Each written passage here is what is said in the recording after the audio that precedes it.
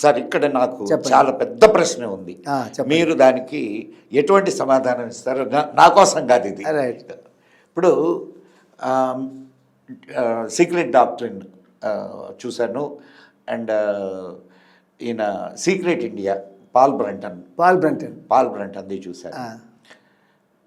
వాళ్ళు ఈమె సీక్రెట్ డాక్టరీన్లో అయితే ఆమె చాలా అలౌకిక విషయాల గురించి మాట్లాడింది.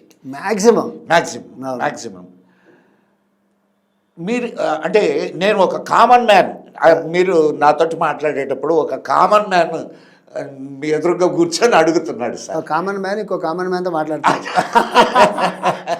అట్లా ఇది ఎంతవరకు ఈ ఈ అలౌకికమైనటువంటి విషయాలు ఎంతవరకు నిజం, అండ్ ఇవి జరుగుతాయా, ఇవి సాధనకు అనుకూలంగా అందరికీ వస్తాయా? ఇది నాకు చాలా అద్భుతమైన, నిజంగా చాలా అద్భుతమైన ప్రశ్న వేశారు. అందులో టి సుబ్బారావు గారి పేరు మీరు వినే ఉంటారు. దివ్యజ్ఞాన సమాజంలో చాలా పెద్ద ఆయన. టి సుబ్బారావు గారు సీక్రెట్ డాక్టర్ బుక్స్ అయిన తర్వాత ప్రూఫ్ రీడింగ్ అది ఆయన చేయాల్సి వచ్చింది. ఎగ్జాక్ట్గా మీకు వచ్చిన డౌటే ఆయనకి వచ్చింది ఆ రోజుల్లో. ఏమో ఇప్పుడు మళ్ళా సుబ్బారావు గారు మిమ్మల్ని అడుగుతున్నారు అనుకోండి. వచ్చింది. ఆయన అడిగాడు మేడం లావర్స్కిని, ఇంత చాలా విషయాలకి రిఫరెన్స్ లేదు, లైబ్రరీస్లో ఈ పుస్తకాలు దొరకవు, ఆవిడ ఆకాశిక్ రికార్డ్స్ అని పదం వాడతారు. ఆకాశిక్ రికార్డ్స్ అని పదం వాడతారు. అవును. సో వీటిని ప్రూఫ్ రీడ్ చేయడానికి నాకు చాలా కష్టంగా ఉండింది, ఎట్లాగా జనాలకి మనం చెప్పాలి అని ఆయన అడిగారు. అడిగితే ఆవిడంది, నువ్వు ప్రూఫ్ రీడింగ్ మాత్రం చేయి, నువ్వు మిగతావి ఆలోచించుకోక అని చెప్తే అలాగైతే కుదురుతుంది అంటే ఆయన అలాగైతే మానేసేమంది ఆవిడ. ఈయన కొంతకాలం మానేసేసి మళ్ళీ ఆయనే రికన్సైల్ అయ్యి నేను చేసి పెడతా అన్నారు. మీరు అడిగింది చాలా జెన్యున్ క్వశ్చన్ అది. అది చాలా మంది ఉండే క్వశ్చన్ అది. దాని మీద చాలా అపోహలు ఉన్నాయి ప్రజల్లో. ఎట్లా అంటే అసలు ఆధ్యాత్మిక మార్గంలో పోతే కొందరు వీటిల్ని చూసి వచ్చేవాళ్ళు కొందరు ఉంటారు, వీటిల్ని ప్రశ్నించేవాళ్ళు కొందరు, వీటితో అసలు ఇది జరుగుతాయా అనే అనుమానాలు ఉన్నటువంటి వాళ్ళు కొందరు, ఇట్లా డిఫరెంట్ యాంగిల్స్లో ఉన్నారు. చాలా చాలా కరెక్ట్ క్వశ్చన్ వేస్తారు మీరు. దాని సమాధానం ఖచ్చితంగా చెప్పాలి. అలౌకికమైనటువంటి విషయాల జోలికి మనం వెళ్లకుండా పక్కన పెట్టేయాలి ఫస్ట్. ఓకే, ఇప్పుడు పక్కన పెట్టేయాలి. ఏదైతే మనకు తెలియనిదంతా లేదు తెలిసిందంతా రైట్ అని అనుకోవడం ఎంత మాయో, తెలియంది లేదనుకోవడం కూడా అంత మాయ అయిన కదా మనం చెప్పుకుంటాం మామూలుగా. తెలిసిందంతా చూసేదంతా సత్యం కాదు కదా, కానీ కనిపిస్తుంది కంటికి, ఇది ఉండేది కాదు కదా, అదెంత కరెక్టో తెలియందంతా లేదు అనేది కూడా, అది కూడా కరెక్ట్. సత్యం అనేటటువంటిది సత్యానికి అసత్యానికి పైన ఉంటుంది అనేటటువంటిది పరమసత్యం. అది అట్లా అట్టి పెట్టండి. అలౌకికం అనేటటువంటిది ఎప్పుడు మనం నమ్మడానికి మనం దూరంగా పెట్టాలి అంటే, చదువుకోకుండా భగవంతుడికి నమస్కారం పెడితే పరీక్ష పాస్ అయిపోతాడని చెప్పాడు అనుకోండి ఎవడన్నా, దాన్ని నమ్మడానికి వీల్లేదు. మానవ ప్రయత్నం చేయకుండా భగవంతుడు వచ్చి కాపాడుతాడు అనుకుని ఆకాశంలోకి చూస్తున్నటువంటి వాడు ఎవడన్నా ఉంటే నమ్మడానికి అర్థమవుతుంది సార్. అట్లాగే మా దేవుడినే నమ్మితే నేను రక్షిస్తాడని ఎవరిని చెప్తే అది భారతీయుడే నమ్మడానికి లేదు, క్రిస్టియన్ నమ్మడానికి లేదు. నేను నాదే అనే భావంతో ఎవరు ఎంత గొప్ప విషయాలు చెప్పినా దాన్ని మనం నమ్మాల్సిన అవసరం లేదు. అట్లాగే కొన్ని మన మేధస్సుకి అతీతంగా ఉన్న విషయాలు ఉంటాయి. నమ్మడానికి నమ్మకపోవడానికి అనే చట్టంలో కాకుండా వాటిని పక్కన పెట్టుకుని ఏ విషయాలైతే మన జీవితానికి కానీ మానవ జీవితానికి కానీ, లేకపోతే కొన్ని మంచి విషయాలు ఉంటాయి మనకు అర్థమయ్యే పొజిషన్లో మరి ఎంత రీసెర్చ్ చేసినా మనం కొంతవరకు చేయగలుగుతాం. కొంతమంది అంత చేయగలుగుతారు, కొంతమంది ఇంకొంత అంత చేయగలుగుతారు. సో ఆ రీసెర్చ్ మైండ్ అనేది డెవలప్ అయిన తర్వాత యాక్చువల్గా సాధనలో మనకి నా అనుభవంతో చెప్తున్నాను, సాధనలో మనకి ఏం జరుగుతుంది, డిస్క్రిమినేషన్ అనేది మొట్టమొదటి మనకి బుద్ధి అనేది ధియో యోన ప్రచోదయాత్, నా బుద్ధి ప్రేరేపించబడిన కాక నా బుద్ధి అదే ఒకటే మంత్రం. మిగతా మంత్రాలన్నీ కూడా దూరంగా ఉంటాయి. మన గాయత్రి ఒకటే మనతో పాటుగా ఉంటుంది. అవును. ఆ మంత్రంలో అందుకే కదండి మాత్రమే దాన్ని ధియోయోన నా బుద్ధి ప్రేరేపించబడిన కాక నా అని మీరు ప్రతిరోజు ప్రోగ్రామ్ చేస్తున్నారు. అది గాయత్రిలోనే గొప్పతనం. అది ఎవరైనా నిజంగా ధ్యానం చేసుకుని గాయత్రి చేసుకోపోయారు. ధ్యానంలో మొట్టమొదట మీకు మనలో అయ్యేది డిస్క్రిమినేషన్ అనేది. డిస్క్రిమినేషన్ అంటే what is right and what is wrong. ఏది మన జీవితాన్ని పనికొస్తుంది, ఏది మన జీవితాన్ని పనికిరాదు, ఏది శాశ్వతంగా ఉంటుంది, ఏది టెంపరీగా ఉంటుంది, ఏది ప్రపంచానికి ఉపయోగపడుతుంది, ఏది ప్రపంచానికి ఉపయోగపడదు, మనం ఏం చేయాలో మనం ఏం చేయకూడదు. ఇది మొట్టమొదటి డెవలప్ అయినప్పుడు పుస్తకాలు మనం చదువుకునేటప్పుడు బయాస్డ్గా కాకుండా, ఇది చాలా బాగుంటుంది అని కాకుండా, ఇది చాలా బాగుండదని కాకుండా చదవడం చదివే న్యూట్రల్ మైండ్లో యాక్చువల్గా సాక్షిభూతం హార్ట్ ఆఫ్ ది ఆథర్ అంటాం మనం. ఆ పుస్తకానికి ఒక గుండెకి ఆ హృదయం ఉంటుంది. ఆ పుస్తకాన్ని రాసినటువంటి ఆయనకి హృదయం ఉంటుంది. ఆ హృదయంలోకి మనం ప్రవేశించడం చేత అయితే ఎంత బుక్ వరస్ట్ బుక్ అయినా కూడా అందులోంచి ఏది అది మాత్రమే సిస్టమ్ తీసుకుంటుంది, మిగతాది అది ఒమిట్ చేస్తుంది. ఈ సీక్రెట్ డాక్టర్ లాంటి పుస్తకాలు చదువుకునేటప్పుడు ఏ స్టేట్ ఆఫ్ మైండ్లో మన పుస్తకం చదువుకుంటున్నామో, ఎందుకోసం చదువుకుంటున్నాం అనే పాయింట్ ఎప్పుడు ఉంటుంది. అందులో ఏదైతే సూపర్ఫిషియల్గా ఉండి నమ్మడానికి సఖ్యంగా లేవు, లేకపోతే ఈమె ఊహ అంతా ఇదంతా వాడి ఊహ ఏమో, ఆవిడ ఊహలోంచి పుట్టిందేమో, దీనికి ప్రూఫ్లు లేవు కదా, దీని గురించి ఎవరో మాట్లాడలేదు కదా అనేటటువంటివి పక్కన పెట్టుకుని ఆవిడ చెప్పిన జాగ్రఫీ కానీ డిఫరెంట్ స్క్రిప్చర్స్లో నుంచి ఆవిడ తీసిచ్చిన స్టేట్మెంట్స్ కానీ ఆవిడ తాలూ universal outlook, that is more important. అంటే ఒక దేశము, ఒక ఖండము, ఒక మతము ఎల్లలు లేనటువంటి ఒక యూనివర్సల్ అప్రోచ్ ఉంది కదా, అది మాత్రం అద్భుతంగా వస్తుందండి. రెండవది, భారతదేశంలో పుట్టి కూడా తెలియనటువంటి కొన్ని రహస్యాలు ఆవిడ ఆ స్క్రిప్చర్ నుంచి ఆవిడ చెప్తుంది. ఎటు చెప్పిందో కూడా మనకు తెలియదు, చెప్తుంది ఆవిడే. అది ఎక్స్ప్లెయిన్ చేస్తే మీకు చాలా లాజికల్గా అనిపిస్తే ఎక్స్ప్లెయిన్ చేసేవాళ్ళు కావాలి, వాళ్ళు లేరు ఇప్పుడు.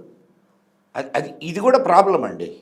ఇది కూడా అది ఆ ప్రాబ్లం వేదానికి ఉంది, ఆ ప్రాబ్లం ఉపనిషత్తుకు ఉంది, ఆ ప్రాబ్లం మీరు అక్కడ దాకా ఎందుకండి. సర్జాన్ వుడ్రాఫ్ అనేటటువంటి ఆయన లేకపోతే అసలు మంత్రశాస్త్రం ఉండేదా భారతదేశంలో?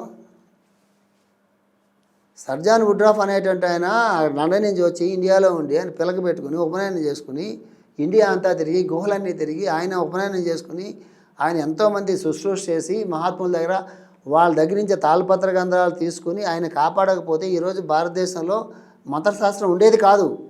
మీకు అర్థమవుతుంది మీకు? సో మేడం బ్లాడ్స్ ఆవిడ చేసిన పెద్ద ఉపయోగం ఏంటంటే, అపార్ట్ ఫ్రమ్ థియోసాఫికల్ సొసైటీ, వాళ్ళు చెప్పినటువంటి పెద్ద బాహుబలి సినిమాలో చెప్పిన 70mm వాళ్ళకి కనిపిస్తారు, వీళ్ళు వస్తారు, ఇది చేస్తారు అనేటటువంటి అవన్నీ తీసి పక్కన పెడితే నాకు అర్థమైంది ఏంటంటే, ఆవిడ ఒక యూనివర్సల్ అప్రోచ్ ఇన్ని గ్రంథాలకి మధ్య, అంటే ఈజిప్షియను, గ్రీకు, చాలియను, చాలా పురాతనమైనటువంటి సంస్కృతులు ఉన్నాయి, అవన్నీ పట్టుకొచ్చి పెట్టింది. ఫైనల్గా ఏం చేసింది, ఇన్నింటిలో ఉన్నదంతా ఒకటే సుమా అని చెప్పింది. అదే అది ఇప్పుడు మనం చెప్పేది కూడా అదే కదా. అందువల్ల నేను మాస్టర్ గారు ఏం చెప్తారంటే, ఈకే గారు రామాయణం నువ్వు నమ్మట్లేదు, ఓకే, వాల్మీకి రాయలేదు, ఓకే, రాముడు అసలు లేడు, సంతోషం, లేడు, ఒప్పుకుంటున్నాం, రామాయణం చదువుకో. ఎందుకు చదువుకోవాలి అంటే, నువ్వు ఫిక్షన్ బుక్ చదువుకుంటున్నావుగా, వాడే క్రియేట్ చేసిన సినిమా చూసి ఆనందిస్తున్నావుగా, మార్కెట్లో ఉండే ఫిక్షన్ బుక్స్ అని చదువుకుంటున్నావుగా నువ్వు, అట్లే రామాయణం చదువుకో, నువ్వు బాగుపడతావు. చాలు, దాని ప్రయోజనం. ఎందుకంటే రాముడు ఏం చెప్పాడు, ఏకపత్ని వ్రతం చెప్పాడు, మంచిదేగా, సొసైటీకి మంచిది, మిగతా జబ్బులన్నీ రావుగా. తండ్రి మాట పితృవాక్య పరిపాలన చెప్పాడు, రాజ్యం వదిలేసి వెళ్ళిపోయాడు, త్యాగం చేసి వెళ్ళిపోయాడు, తమ్ముళ్ళు అంటే ఎలా ఉండాలి, అన్నదమ్ములు ఎలా ఉండాలో చూపించాడు, శిష్యుడికి గురువు ఎలా ఉండాలో చూపించాడు. ఎక్కడా తన తాలూకు దివ్యశక్తులు ఉపయోగించలేదు, కేవలం మానవుడిగానే జీవించి మానవుడిగానే ప్రవర్తించి మానవుడిలో ఉత్తమమైన మానవుడు ఎలా ఉంటాడో ఎగ్జాంపుల్ చూపించాడు, రామరాజ్యాన్ని చూపించాడు. ఆయన ఎవరైనా ఆయన ముందు కనిపిస్తే ఈయనే ముందు మాట్లాడతాడు, వాళ్ళు మాట్లాడకుండా ఈయనే వాళ్ళ ముందు పలకరిస్తాడు, పూర్వభాషి పలకరిస్తాడు. ఇవన్నీ ఉత్తమమైన మానవుడి లక్షణాలు కదా, అది నేర్చుకోవడానికి నీకు ఇబ్బంది కాబట్టి నువ్వు రాముని తిడుతున్నావు. ఇప్పుడు ఏకపత్నితోటి నీకు కుదరదు, నీ ప్రాబ్లమ్స్ అయి నీకు ఉన్నాయి కాబట్టి రాముడి మీద నీకు కోపం. ఆస్తి అంతా ఇచ్చి వెళ్ళిపోవడం నీకు కుదరదు, నువ్వు ఫైట్ చేసి నువ్వు కోర్టుకు వెళ్ళాలి, రాముడు నచ్చాడు నీకు. గురువు మాట వినాలి, నువ్వు వినలేవు, ఆ క్రమశిక్షణ నీకు లేదు, ఆ సాంప్రదాయం నీకు లేదు, రాముడు నచ్చడు. రామాయణం మర్చిపో, రాముడి గురించి మర్చిపో, అన్నీ మర్చిపో, రామాయణం చదువుకోవయ్యా, ఒక ఫిక్షన్ లాగా చదువుకో.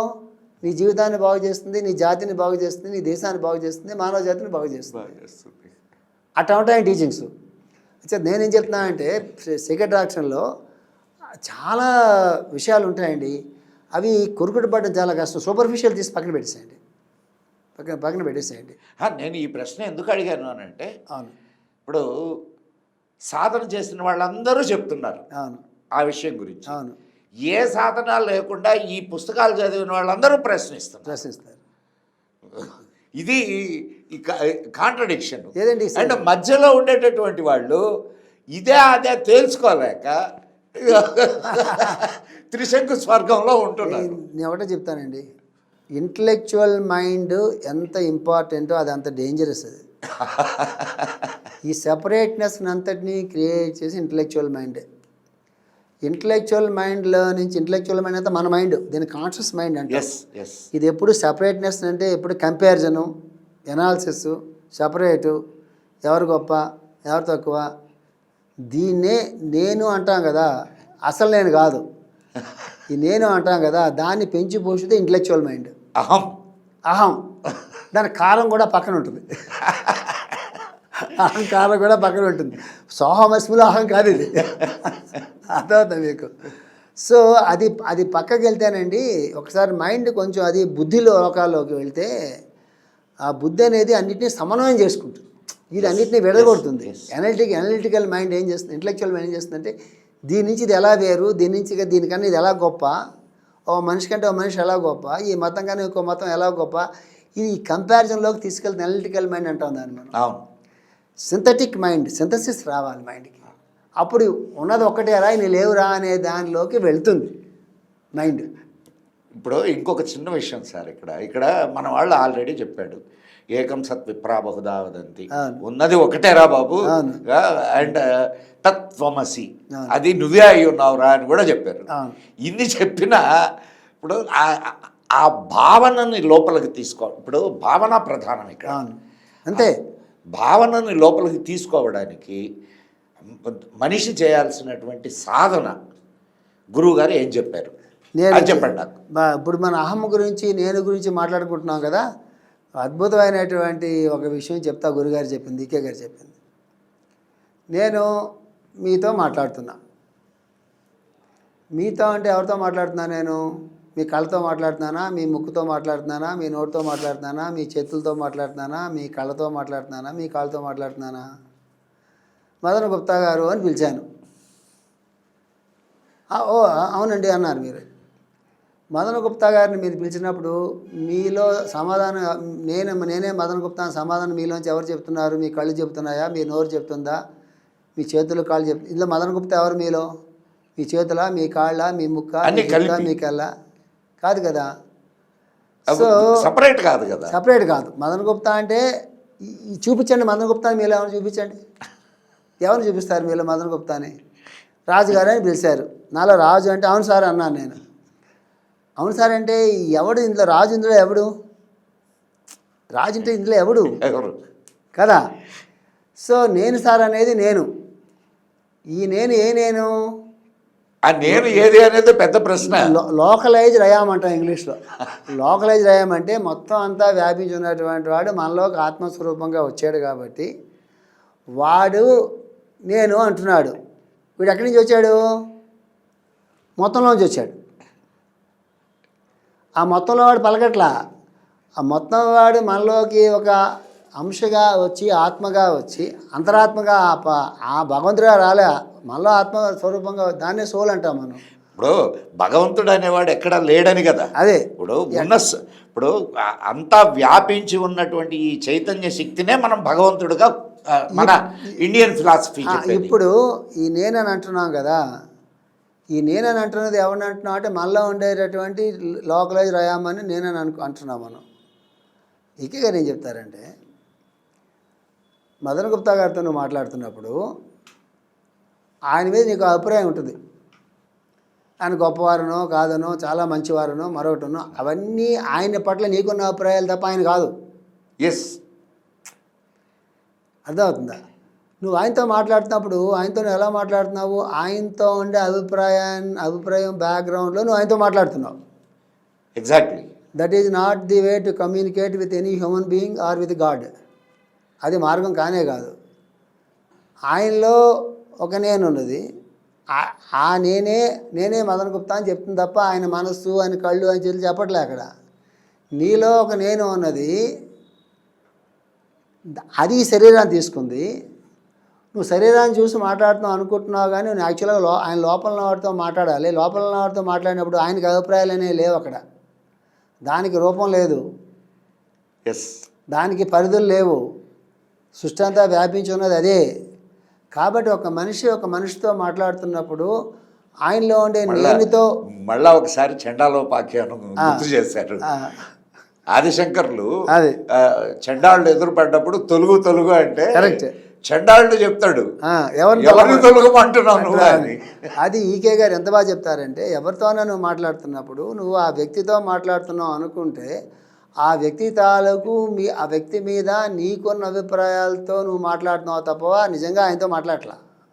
ఆయన పట్ల నీకున్న అభిప్రాయంతో మాట్లాడుతున్నావు. కాబట్టే ఈ రాగద్వేషాలు, కామక్రోధాలు, సెపరేషన్ అంతా వస్తుంది.